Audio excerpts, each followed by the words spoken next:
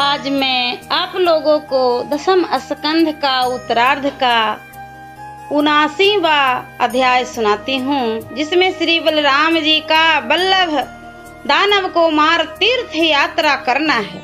श्री सुखदेव जी बोले, हे राजा परीक्षित, जब उन ऋषियों ने बलराम जी से ऐसा कहा तब बलराम जी बोले, हे ऋषिगण, अब मेरी ऐसी इच्छा है, आप लोग पहले हमें यह बतला दीजिए कि तीर्थों में स्नान दान करने से क्या पुण्य होता है, फिर मैं तीर्थ यात्रा करने जाऊंगा। तब ऋषियों ने कहा, हे बलराम जी, तीर्थ यात्रा में जाकर स्नान दान करने से बड़ा फल होता है, ऋषियों द्वारा सुनने ही योग्य है।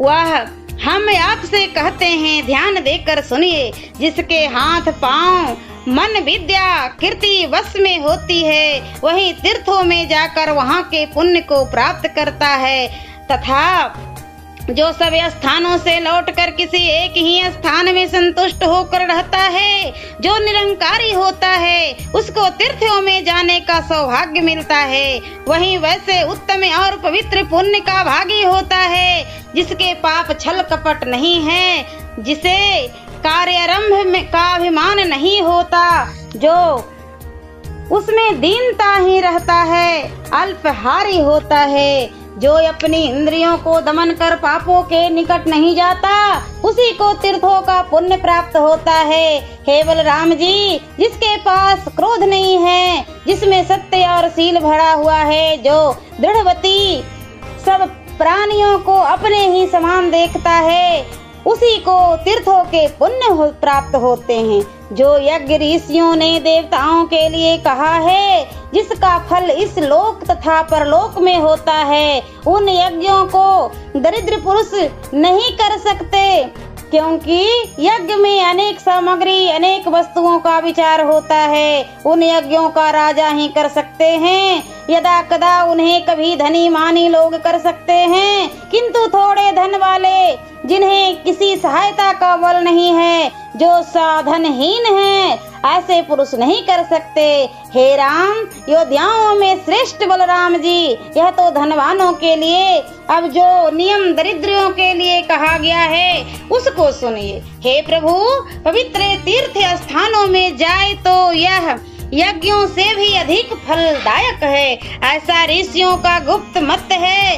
हे महात्मन, तीर्थों में सोना गौदान करके 3 रात तीर्थों में रहने से दरिद्र भी पवित्र हो जाता है। बड़े बड़े दक्षिणा वाले अग्निष्ट मादी यज्ञ करने से जो फल होते हैं, वह इन तीर्थों में जाने से ही हो जाते हैं। देखिए, जो पुष्कर नामक तीर्थ इस मृत्यु लोक में विद्यमान है, वह देवताओं का बड़ा ही पवित्र तीर्थ है। मृत्यु लोक ही क्या, यह तीनों लोकों में भी विख्यात है। जो भगवान पुरुष हो, उन्हें इस तीर्थ में अवश्य ही जाना चाहिए। हे महाज्ञानिन, इस पुष्कर तीर्थों में तीनों संध्याओं के समय 10 करोड़ तीर्थ इकट्ठे होते हैं। वहाँ सूर्य, वसु, रुद्र, साध्य, मरुत, गंधर्व, अप्सरा सर्वदा ही निवास करते हैं। हे संकर्षण, जहाँ देवता दैत्य ब्रह्मर्षि लोग महापुण्य सहित तप करके दिव्य भोग का प्राप्त करते हैं, उस पुष्कर का जो मनस्वी पुरुष मन से भी ध्यान करता है, वह सब पापों से पवित्र हो स्वर्ग में जाकर पूजित होता है। हे बलभद्र, उस तीर्थों में सब लोगों के पितामह परम प्रेम के साथ आकर सर्वदा ही निवास करते हैं। हे बलराम जी, इस पुष्कर तीर्थ में पहले देवता और ऋषि लोग पवित्र पुण्य के साथ आकर तप करके परम सिद्धि को प्राप्त हुए हैं। यदि कोई यहाँ जाकर स्नान अपने पितरों का तर्पण करता है, तो वह अश्वमेध यज्ञ से 12 गुना अधिक फल को प्राप्त करता है। यदि कोई वहाँ के निवासी एक ब्राह्मण को भी भोजन कराता है, तो वह उस कर्म के प्रभाव से उस लोक परम लोक में आनंद करता है, तथा साग, लवन, फल या जो कुछ स्वयं खावे, वही ब्राह्मण को श्रद्धा सहित खिलावे, तो उस कर्म के फल से वह बुद्धिमान पुरुष अश्वमेध यज्ञ करने का फल पाता है। हे बलराम जी, चाहे कोई ब्राह्मण हो या क्षत्रिय, वैश्य हो या शूद्र अथवा जो कोई हो, उस तीर्थ में स्नान करता है वह फिर गर्भ में नहीं आता। विशेष करके जो कार्तिक पूर्णिमा को पुष्कर में स्नान करता है उसको अक्षय ब्रह्म लोक की प्राप्ति होती है। जो संध्या तथा प्रातः काल के समय हाथ जोड़कर इस पुष्कर तीर्थ को नमस्कार करता है और इस प्रकार उसका स्मरण करता है, उसे समस्त तीर्थों के स्नान का फल मिलता है। चाहे कोई स्त्री हो या पुरुष, उसने जन्म भर में जो पाप किया हो वह सब पुष्कर क्षेत्र में स्नान करते ही छूट जाता है।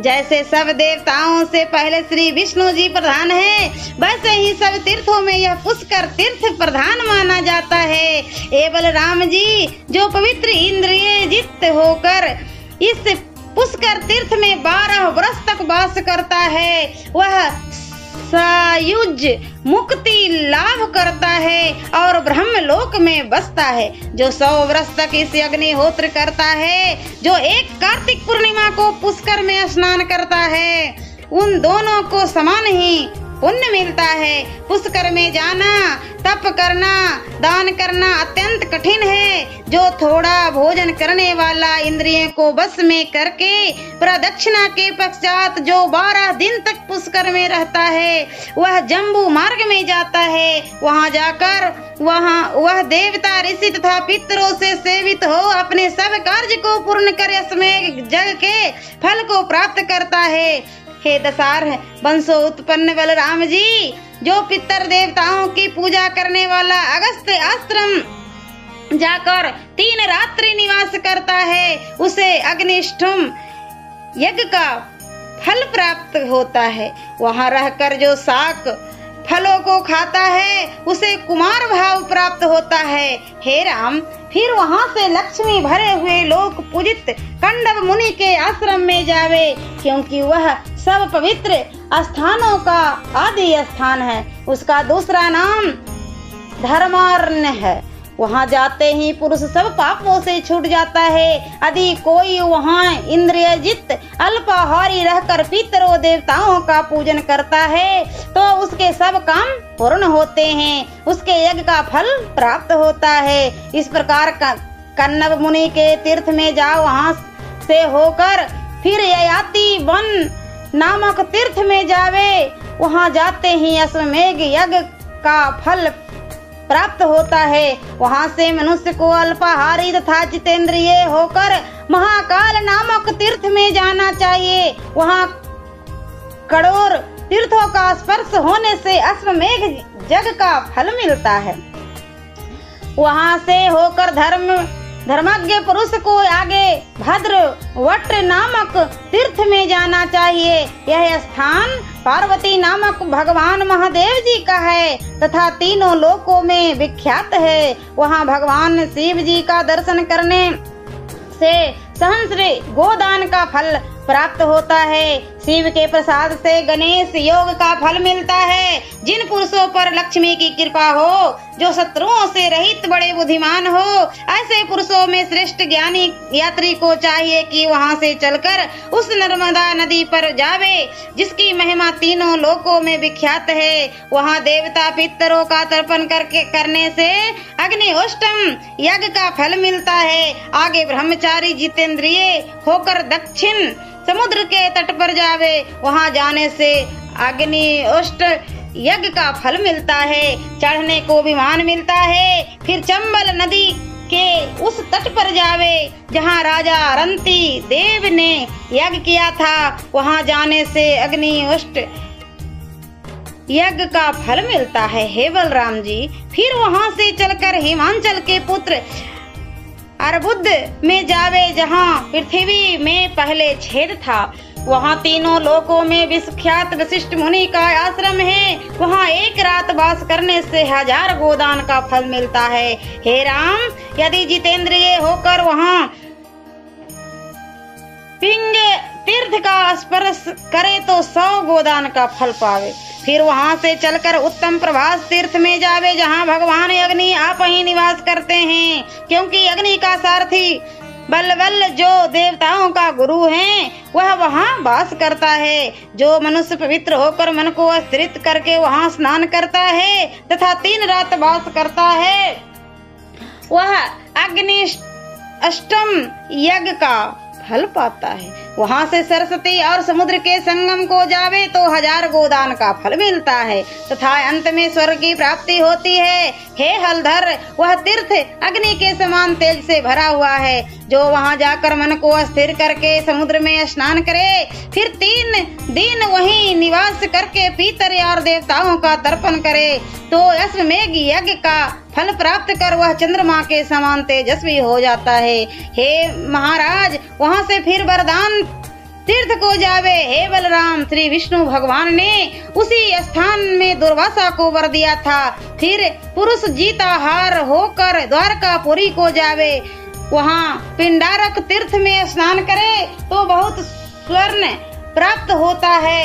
हे शत्रुनाशक, उस तीर्थ में अब भी पल के समान एक मुद्रा दिखाई देती है। यह परम आश्चर्य है कि वहाँ त्रिशूल और पद्म के चिन्ह दिखते हैं। वहाँ महादेव जी निवास करते हैं। वहाँ जाने पर मन को स्थिर करके समुद्र में स्नान करे, फिर पितर देवता तथा ऋषियों को तर्पण करे। वहाँ स्नान करने से अपने तेज से प्रकाशित हो मनुष्य वरुण लोक को प्राप्त करता है। महात्मा लोग कहते हैं कि वहाँ शंकु कर्णेश्वर महादेव जी की पूजा करने से अश्वमेघ से 10 गुना फल प्राप्त होता है। आगे प्रदक्षिणा करके 3 लोकों में विश्वख्यात दमी नामक तीर्थ को जावे। यह तीर्थ सब पापों को नाश करने वाला है। ब्रह्मादि देवता भगवान शिव की पूजा करते हैं। वहाँ स्नान कर जल पी देवताओं से बेष्टित शिव जी की पूजा कर जन्म भर के पापों से छूट जाता है। हे पुरुष सिंह, इसी स्थान पर सब देवताओं ने दमी की स्तुति की है, जहाँ स्नान करने से अश्वमेघ यज्ञ का फल प्राप्त होता है। पहले लोग कर्ता भगवान विष्णु ने दैत्य दानवों को मारकर इसी स्थान पर पवित्रता पाई थी। फिर वहाँ से वसुधारा नामक तीर्थ को जावे, जिसकी सब देवता लोग स्तुति करते हैं। वहाँ जाने से ही अश्वमेघ यज्ञ का फल प्राप्त होता है। वहाँ जाकर बड़ी सावधानी से जितेंद्रिय होकर स्नान करे, देवता तथा पितरों को तर्पण करे। ऐसा करने से मनुष्य विष्णु लोक का भागी होता है। इस तीर्थ में वसुओं का तड़ाग है। वहाँ स्नान करने से पुरुष वसुओं का प्रिय हो जाता है।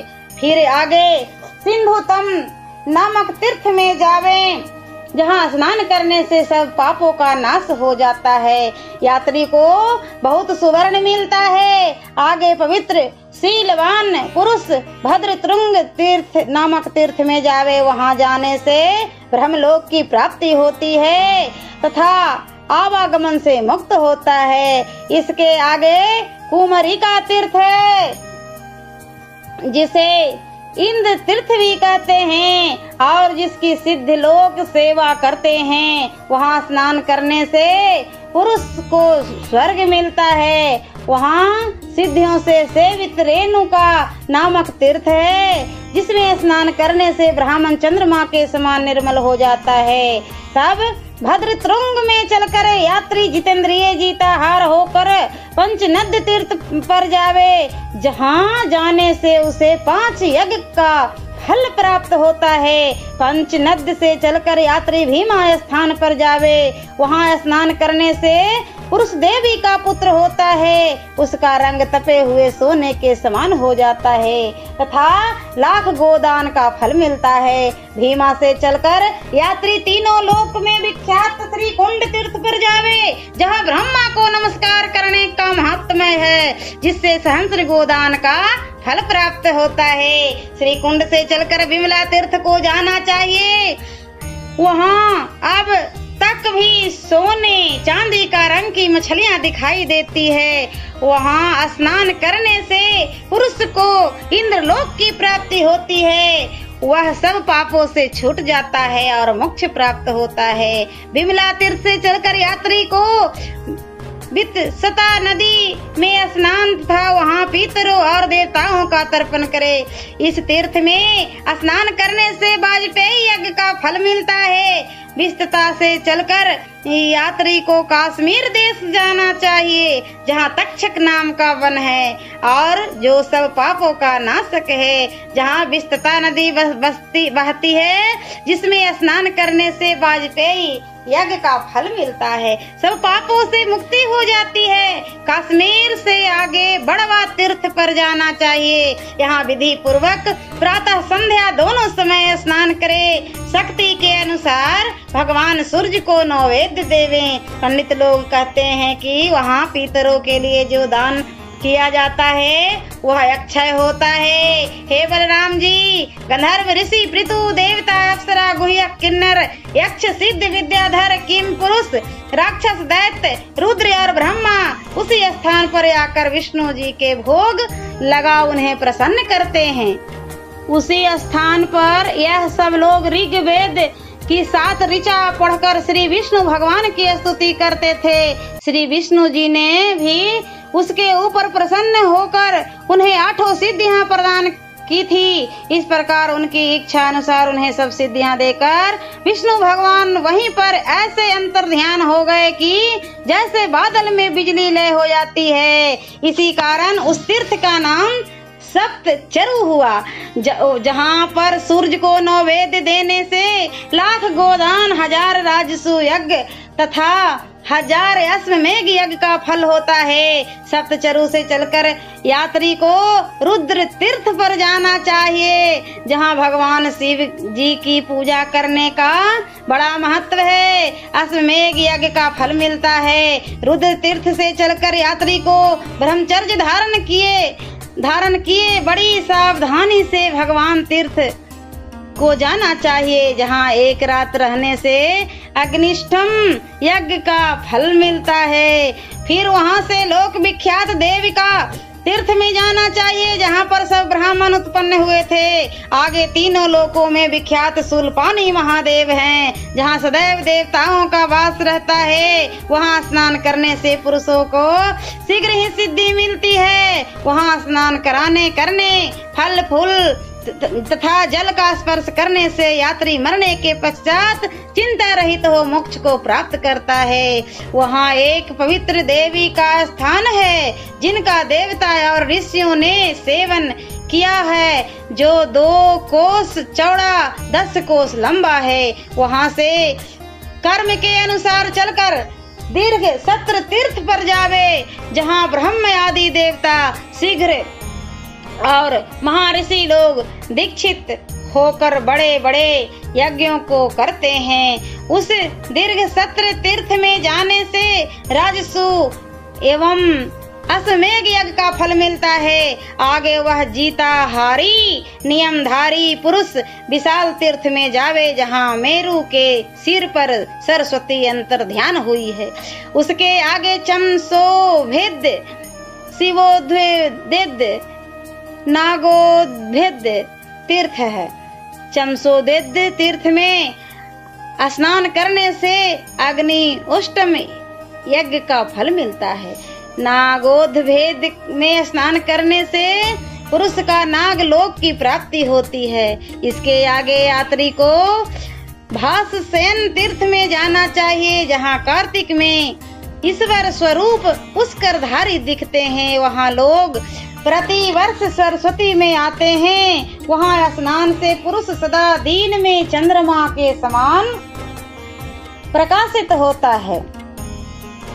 तब वहाँ से देवता पितरों का पूजक नियमधारी पुरुष कुमार चोटी तीर्थ में जाकर स्नान करे। वहाँ स्नान करने से 1000 गोदान का फल मिलता है तथा उसके कुल का भी उद्धार हो जाता है। वहाँ से रुद्र कोटि तीर्थ में जावे, जहाँ पहले मुनियों का समूह शिव जी का दर्शन की इच्छा से आया था। उन्होंने वहाँ अत्यंत प्रसन्न हो शिव जी के दर्शन के लिए आपस में वे विवाद किया था। तब योगेश्वर शिव जी ने महात्मा ऋषियों के क्रोध को शांत करने के लिए सब ऋषियों के आगे अपने अनेक स्वरूप बनाए। उनको सब ऋषि अलग देखकर कहने लगे, ऋषि को पहले हमने देखा, अनंतर उन महात्मा मुनियों की परम भक्ति से शिव जी प्रसन्न हुए, जिससे उन्होंने ऐसा वरदान दिया कि आज से तुम लोगों का धर्म बढ़ेगा। तब उस तीर्थ का नाम रुद्रकोटि तीर्थ पड़ा। उसमें स्नान करने से पुरुष पवित्र होकर अश्वमेघ यज्ञ करने का फल मिलता है। इस प्रकार उसके कुल का उद्धार हो जाता है। वहाँ से सरस्वती संगम को जाना चाहिए, जो सब लोकों में विख्यात है, जहाँ चैत शुक्ल चतुर्दशी के दिन भगवान विष्णु की उपासना की जाती है, जिसके लिए वहाँ ब्रह्म आदि देवता और ऋषि लोग भी आते हैं। वहाँ स्नान करने से पुरुष बहुत स्वर्ण पाता है और ब्रह्म लोक को प्राप्त कर सब पापों से शुद्ध हो जाता है, क्योंकि पूर्व काल में वहाँ ऋषियों के यज्ञ की समाप्ति हुई थी। वहाँ रहने से 1000 गोदान का फल मिलता है। इसके उपरांत ऋषि बोले, हे बलराम जी, इतने तीर्थों में भ्रमण कर तब आप कुरुक्षेत्र तीर्थ को जाइए, जहाँ के दर्शन से ही प्राणी सब पापों से छूट जाता है। तथा जो केवल बारंबार ही विचार करता है कि मैं कुरुक्षेत्र जाऊंगा, वहाँ जाकर रहूंगा, वह भी सब पापों से छूट जाता है। क्योंकि जो लोग सरस्वती के उत्तर कुरुक्षेत्र में बसते हैं, वे स्वर्गवासी होते हैं। धैर्यवान पुरुष को चाहिए कि वहां जाकर कम से कम 1 मास तो अवश्य ही वास करे, क्योंकि उस पवित्र स्थान में ब्रह्म आदि देवता, ऋषि, सिद्ध, चारण, गंधर्व, अप्सरा, यज्ञ और सर्पलोक निवास करते हैं। वहाँ से पास ही ब्रह्म क्षेत्र तीर्थ है। वहाँ जाने से यात्री और भी शुद्ध हो जाता है। इस प्रकार जो मन से कुरुक्षेत्र जाने की इच्छा करता है, वह सब पापों से छूट जाता है और अंत में ब्रह्मलोक में जाकर वास करता है। हे राम, श्रद्धा युक्त कुरुक्षेत्र में जाने से पुरुष को अश्वमेघ और राजसूय यज्ञ का फल मिलता है। वहाँ मचकुक नामक यक्ष द्वारपाल को नमस्कार करने से 1000 गोदान का फल होता है। हे वीर, वहाँ से अति उत्तम सतत नामक विष्णु के स्थान को जाना चाहिए, जहाँ श्री नारायण जी सदैव वास करते हैं। वहाँ तीनों लोकों के कर्ता श्री विष्णु जी को प्रणाम करने के अश्वमेघ यज्ञ का फल मिलता है तथा विष्णु लोक की प्राप्ति होती है। वहाँ से चलकर तीनों लोकों में विख्यात परिपल नामक तीर्थ में जाना चाहिए, जहाँ जाने से अग्नि उष्टम अतिरात्र यज्ञ का फल प्राप्त होता है। हे बलराम जी, वहाँ से पृथ्वी तीर्थ में जाकर 1000 गोदान का फल लाभ करें। उसके आगे सालकवी नामक तीर्थ है, जहाँ 10 अश्वमेघ का स्नान करने से 10 अश्वमेघ यज्ञ का फल प्राप्त होता है। उसके आगे नाग देवी नामक सर्पों का एक उत्तम तीर्थ है, जहाँ जाने से अग्नि उष्टम यज्ञ का फल प्राप्त होता है। अंत में नागलोक की प्राप्ति होती है। उसके आगे तुरंतु नामक तीर्थ है, जहाँ 1 रात्रि वास करने से 1000 गोदान का फल प्राप्त होता है। वहाँ से पंचनंद देश में आकर कोटि तीर्थ में स्नान करे, यानी कि पंजाब देश में जाकर, जहाँ स्नान करने से अश्वमेघ यज्ञ की फल की प्राप्ति होती है। वहाँ से निकट ही में अश्विनी कुमार नामक तीर्थ है, जहाँ जाने से पुरुष स्वरूपवान हो जाता है। वहाँ से थोड़ी दूर आगे बराह नामक उत्तम तीर्थ है, जहाँ बराह रूपी भगवान विष्णु ने वास किया था। हे राम, वहाँ स्नान करने से अग्नि उष्टम यज्ञ का फल मिलता है। उसके आगे जयंत तीर्थ है, जहाँ जाकर मनुष्य सोम तीर्थ में स्नान करे। वहाँ तीर्थ करने से उसे राजसु यज्ञ करने का फल मिलता है। इसके आगे हंस तीर्थ में स्नान करने से पुरुष को 1000 गोदान का फल मिलता है। उसके आगे कृत सोच नामक तीर्थ है, वहाँ जाने से मनुष्य कमला को प्राप्त होता है, पवित्र हो जाता है। वहाँ से मुंचवट नामक तीर्थ को जावे, वहाँ 1 रात रहने से गणेश का पद मिलता है। उसके निकट ही विख्यात यक्षनी नामक तीर्थ है, जिसमें स्नान करने से पुरुष सब कामों को प्राप्त हो जाता है। हे शत्रु दमन, वहीं कुरुक्षेत्र का द्वार भी है। उस द्वार की प्रदक्षिणा करके यात्री को वहाँ स्नान करना चाहिए। फिर पुष्कर समित तीर्थ को जावे, वहाँ स्नान करे, पितर और देवताओं का तर्पण करे। वहाँ यमदग्नि के पुत्र महात्मा परशुराम जी ने भारी कर्म किया था। वहाँ जाने से पुरुष कृत्य हो जाता है तथा अश्वमेध यज्ञ का फल मिलता है। उसके आगे रामसर नामक तीर्थ है, वहाँ जाकर यात्री को स्नान करना चाहिए। तेजस्वी परशुराम ने वहाँ शीघ्र क्षत्रियों को मारकर 5 तड़ाग बनाए हैं, यह बात विदित है। उन्हीं तड़ागों को परशुराम ने रुधिर से भरकर अपने पितर तथा पूर्व पितरों का तर्पण किया था। तब उसके पिता उससे प्रसन्न होकर बोले, हे राम, हे महाभाग, हे भागर्व, हे विभो, हे महातेजस्विन, हम तुम्हारे इस तीर्थ भक्ति पराक्रम से बहुत प्रसन्न हुए। हे महाभाग, तुम्हारा कल्याण हो, तुम्हारी जो इच्छा हो सो वर मांगो। हे कामपाल, अस्त्र चलाने वालों में श्रेष्ठ परशुराम ने आकाश में खड़े हुए पितरों के ऐसे वचन सुन हाथ जोड़ कहा, यदि आप लोग मुझसे प्रसन्न हुए हैं और आप मेरे ऊपर कृपा करना चाहते हैं तो मैं आपकी प्रसन्नता चाहती हूँ। पुनः आप लोगों को तर्पण करने की इच्छा रखता हूँ और यह भी वरदान मांगता हूँ कि मैंने जो क्रोध भरकर क्षत्रियों को नाश किया है, आप लोगों की कृपा से उस पाप से छूट जाऊं और मेरे ये तालाब जग विख्यात तीर्थ हो जावे। परशुराम के ऐसे उत्तम वचन सुनकर पितर लोग प्रसन्न हो आनंद सहित बोले, हमारे आशीर्वाद से तुम्हारा तप बढ़े। तुमने क्रोध में भरकर जो क्षत्रियों का नाश किया है, तुम उस पाप से छूट गए, क्योंकि वे लोग अपने कर्म से मरे हैं। तुम्हारे ये तालाब निश्चय ही तीर्थ हो जावेंगे। जो कोई तुम्हारे बनाए हुए इस तीर्थों में स्नान करेगा, अपने पितरों को तर्पण करेगा, उसके पितर लोग प्रसन्न हो जगत में दुर्लभ कामनाओं को देंगे। अंत में उन्हें सनातन स्वर्ग की प्राप्ति होवेगी। हे बलराम जी, पितर लोग इस प्रकार परशुराम जी को वरदान देकर परशुराम जी से वार्तालाप करके वहीं अंतर ध्यान हो गए। महात्मा परशुराम जी के उस तीर्थ में स्नान करने से पुरुष बहुत स्वर्ण प्राप्त करता है। ऋषि बोले, हे दशार वंशोत्पन्न बलराम जी, वहाँ से चलकर यात्री को वंश मूलक तीर्थ में जाना चाहिए, जहाँ स्नान करने से वंश का उद्धार होता है।